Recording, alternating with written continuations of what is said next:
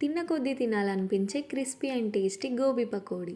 ముందుగా వీడియోలో చూపిస్తున్న విధంగా కాలీఫ్లవర్ని చిన్న చిన్న ముక్కలుగా చించుకున్న తర్వాత ఒక బౌల్లోకి వేసుకొని కొన్ని వాటర్, పసుపు, ఉప్పు వేసుకొని మంచిగా బాయిల్ చేసుకోవాలి.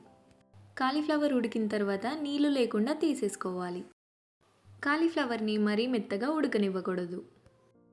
ఇప్పుడు ఒక బౌల్ తీసుకొని అందులోకి 1 కప్పు వరకు శనగపిండి, 1 టీ స్పూన్ మసాలా, రుచికి సరిపడా ఉప్పు, 2 టీ స్పూన్స్ కారపొడి, అలాగే 1 టీ స్పూన్ అల్లం వెల్లుల్లి పేస్ట్, సన్నగా తరిగి తీసుకున్న కొత్తిమీర ఆకును వేసుకొని వాటర్ పోసుకొని కలుపుకోవాలి.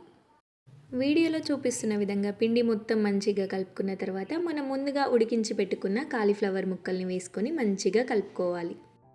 మొత్తం మంచిగా కలుపుకున్న తర్వాత ఇప్పుడు స్టవ్ పైన కడాయి పెట్టుకొని డీప్ ఫ్రైకి సరిపడా నూనె వేడి చేసుకొని నూనె వేడైన తర్వాత ఒక్కొక్కటిగా మెల్లిగా నూనెలో వేసుకోవాలి. మీడియం ఫ్లేమ్లో పెట్టి గోబీ పకోడీని అటు ఇటు తిప్పుకుంటూ మంచిగా ఫ్రై చేసుకోవాలి. వీడియోలో చూపిస్తున్న విధంగా గోబీ పకోడీ ఎర్రగా ఫ్రై అయిన తర్వాత తీసేసుకోవాలి. అంతే, వేడి వేడిగా క్రిస్పీగా గోబీ పకోడీ రెడీ.